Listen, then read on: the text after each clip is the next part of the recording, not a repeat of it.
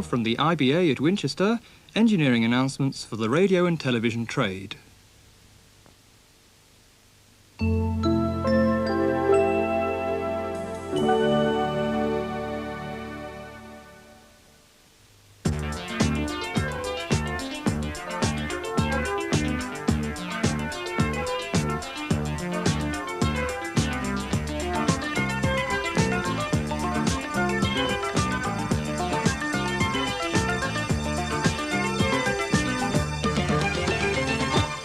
Hello again, and welcome to this week's engineering announcements from the IBA. Listening to the radio, Peter Ashforth and Pat Hawker discuss the public's reluctance to tune to VHF. In transmitter news, the continuing conversion work to equip existing relays with Channel 4, and details of just one new television relay in Sussex Eastbourne. But first, over to Peter Ashforth.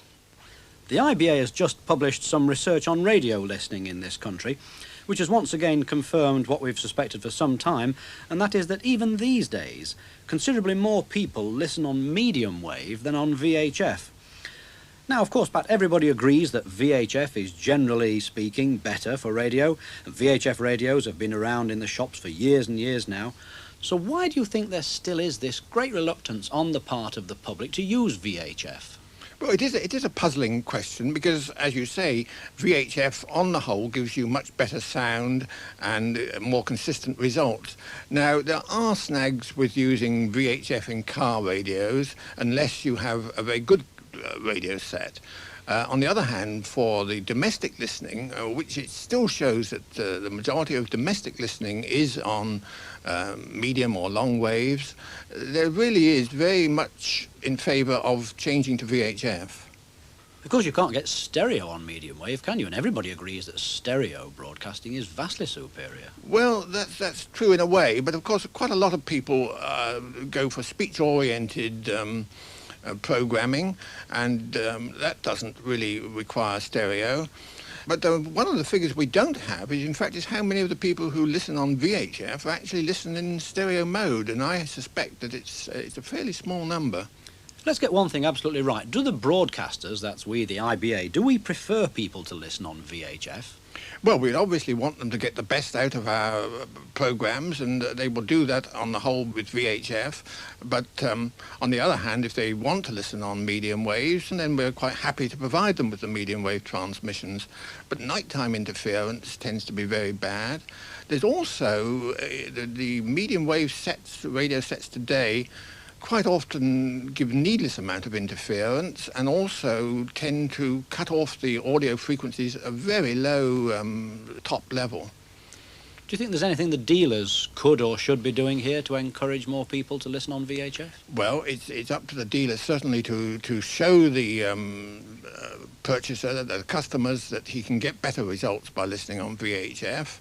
On the other hand, what really would help would be sets, VHF sets that would be much easier to tune, for instance.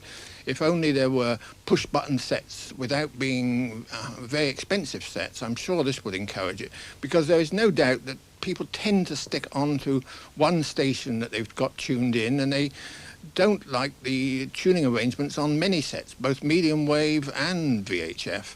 And undoubtedly, that is one of the reasons that they sort of tend to stick with what they know. The other one, of course, is the aerials question. People don't like these sort of telescopic rod aerials because they're a bit fiddly. To have an external aerial to get the best out of stereo, for instance, it costs money, and people still regard radio listening as a low-cost operation. And of course, we wouldn't want to encourage people to regard it as other than that. But at the same time, there is no doubt that sets for VHF could be made much simpler to use and much more convenient.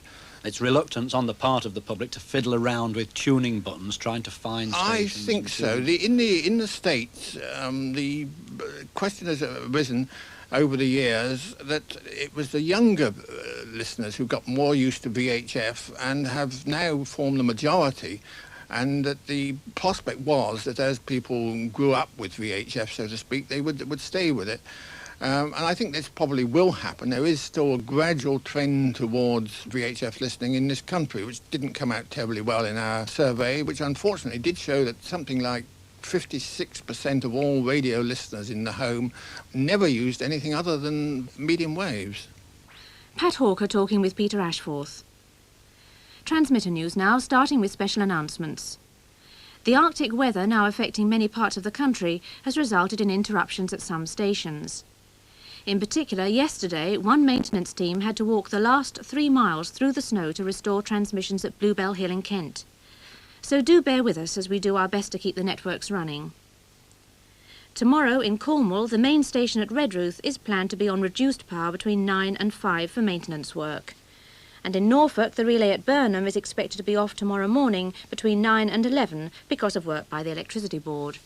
Tomorrow in Wales, an electrical inspection means that Aberdare will be off between 9:30 and midday. This will also affect Carmarthen and Fern Hill.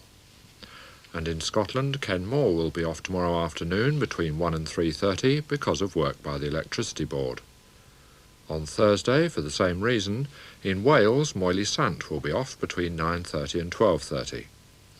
And on Friday, Rhondda will be off between 9:30 and midday for an electrical inspection. New relays now, and we're pleased to say that Eastbourne is now due back on the air on the 2nd of February. Problems have been experienced by viewers near the transmitter using preamplifiers to receive Heathfield or Hastings. The solution for most people will be to redirect aerials towards the new relay. The station is designed to cover about 4,500 people in parts of central and southern Eastbourne. Programmes from TVS South East and TVAM will be on Channel 23 with Channel 4 on 30. The aerial group is A, vertically polarised. Eastbourne is due on the air on the 2nd of February. During 1987, we expect to commission a total of 25 television relays. With UHF coverage well in excess of 99%, the gaps that do remain tend to be small and scattered. But where we can, we'll continue to build new stations covering groups of about 200 people or more, channels permitting. The next stations will be Chilfroom in Dorset and in Devon, Clennon Valley and Torbay.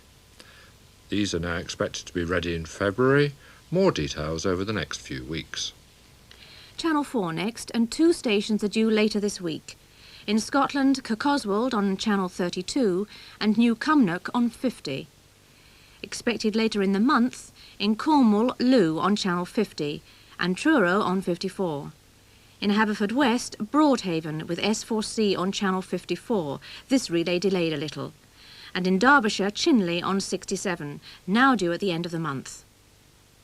In Scotland, Braemar on Channel 49. In the Lochleven area, Ballycoolish on 29. Onich on 54 and Kinlochleven on 65. These stations are expected on air by the end of the month. And that's all for this week. But if you have any technical queries on independent television or local radio, do contact us. Our address, Engineering Information Service, Independent Broadcasting Authority, Crawley Court, Winchester, Hampshire, postcode SO21 2QA. You can telephone our inquiry office on Winchester, area code 0962 822444. If it's cheaper, you can dial our London number 584 7011 and ask for engineering information. We'll be on the air again next Tuesday at 9:15 and again in all regions except Wales at 12:15. So from Janet Smythe and from me, John Lovell, goodbye until next week.